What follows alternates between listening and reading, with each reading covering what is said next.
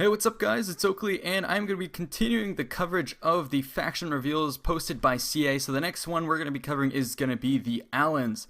Now, these guys are going to be a group of migratory peoples from the steppes of Asia, thought to have descended from either Persian or Turkic origin. A lot of the people in this region their genealogy is a bit clouded, and so at this point we can't really pinpoint where they came from, and so you get a lot of mixing behind the scenes because of course many of these people were not keeping written history. They would have had some form of oral history, but a lot of their details and their past are going to be clouded to us because the only real idea of their presence in history is only noted from the people who wrote them down. So that's going to be mostly the Chinese to the east. And then if you look at the west, it would have been probably the Romans who have the best, or some of the better, record keeping. But anyways, they're going to be arriving on the world stage around 70 AD when it's the Romans who first encounter them. And they've been having, of course, intermittent contact with them, trade through various other nations. And of course, the way it kind of works out during this period of time is Rome starts out in its little shell. Let's say about the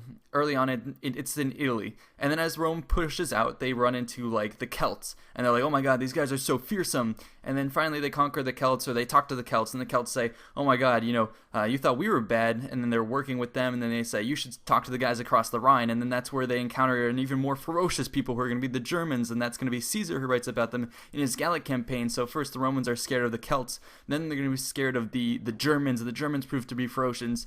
And it's these steppe people who are the Alans and the Huns and all those people, the Scythians, or Sarmatians.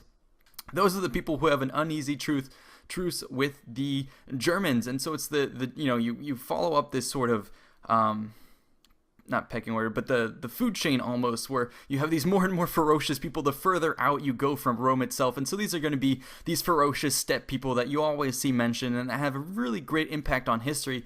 And in particular, it's going to be the Alans, who at this point are located sort of at the north of the Caucasus Mountains, and they're going to be raiding off and on into Roman and Parthian holdings. And they're going to be these fierce warrior type people who fight on horse. They're very good at horse breeding and all that. But like I said, they're going to be very ferocious. But again, you have an even larger monster that's going to scare these guys, and that's going to be the Huns. And the Huns are going to come in around 376 AD, and they're going to sweep through Scythia, and they're going to actually defeat the Alans. The Alans are then going to splinter up into all sorts of their smaller tribes, because before they were a larger federation, and these guys would have supplanted the earlier tribes in the region, who would have been the Roxolani, the Masagatai. Sarmatians are still there, but as I said, the genealogy is a little bit clouded, but the Alans would have been sort of their successors, fighting very much in the same way with the horse archers, cavalry focus and all that. But as I said, the further away from Rome you get, the more ferocious the tribes are, and so the Huns come in, the Alans are defeated, and then the Alans are going to splinter. Some of them are actually going to join up with their conquerors, join forces with the Huns and help them conquer, or maybe not really help them, but be subjugated and forced to fight for them.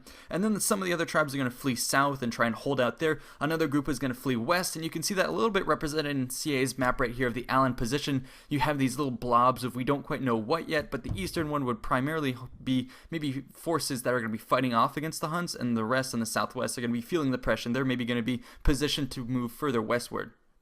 But as the Huns come in, they're going to precipitate a huge domino effect that collapses on all of these. It collapses that food chain that I'm talking about, where you have the most ferocious guys at the top, and once he moves in, he's going to scare off the weaker guy, but he's still ferocious to the guy at the level behind him, and you have this cascading effect of everyone just crushing down. At the very bottom of this food chain is going to be Rome, that was sitting pretty before, and now they have all these ferocious people crashing in on them. So that's kind of one way to sum up how this migratory period goes to work. So yeah, the Alans are going to push forth, and some of them, as I said, are going to be joining up with the Vandals we'd mentioned previously, and they're going to force the issue in Roman-held Gaul. They're going to lead the invasion there. They're actually going to show up in various other places. They're very splintered at this point in time. They're going to be very opportunistic, serving in mercenary forces for different armies, and they're actually going to be showing up at the Battle of Adrianople, and they're going to help defeat Valens and the Roman troops there. But then actually later on in Gaul, they're going to actually team up with the Goths, and they're going to fight with them at the Battle of Chalons, the Battle of Catalonian Fields. They're going to actually fighting with Romans there, and they're going to try and beat back, and they're going to effectively fight the Huns to a standstill. So you see them on all sides of these conflicts, very opportunistic guys, meant to survive, and they're very ferocious, but they're here, and they're at a very questionable position of where they should go at this point in time. And as history proves, they're going to be wandering all over the place, doing all sorts of things. And some of them are going to be joining the Vandals themselves. They're going to end up in Spain and Iberia. And the Vandals are going to keep going on to North Africa. So these guys are going to be pushing all around the world. Yeah, very, very interesting history. Not much more I can say for these guys. They are mostly nebulous. As for their details, although we do know, of course, if they're going to be steppe tribes, just generally how they're going to fight and perform. And I'm glad to see in this image here that CA has included some infantry models for them because, of course, as they pushed into Germania and Gaul, they couldn't have always stayed on their horses. They would have had to adapt and fight on foot, which I'm sure they did over time for raiding and all that. But a lot of these terms that I do talk about, where I talk about this, the domino effect of the Huns coming in here and pushing everyone down and it being a whole cascade, that whole vibe I'm really glad is what CA is really pushing for, and I hope that's what we get in game.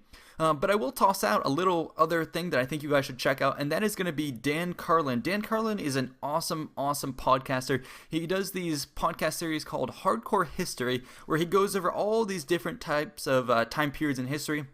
His great enthusiasm, great delivery, great knowledge of all these time periods in history, and it's very, very interesting. Now, he himself is not a historian. He's just a history, a passionate guy for history, much as I am, but he is super, super way more knowledgeable than I am. So the one I recommend you check out is going to be Thor's Angels. I'll include that in the description below. Go ahead and listen to that. Download it. It's free. I did it. I've listened to it like 2-3 times by now. It is great. It covers this time period of the migratory kingdoms and the migratory tribes of this period, the fall of Western Roman Empire, and he just goes through it in so much detail. You learn so much. It's amazing, and I think it'll really help you get into the mood for Total War Attila. So I will throw that in the link below. Dan Carlin, Thor's Angels.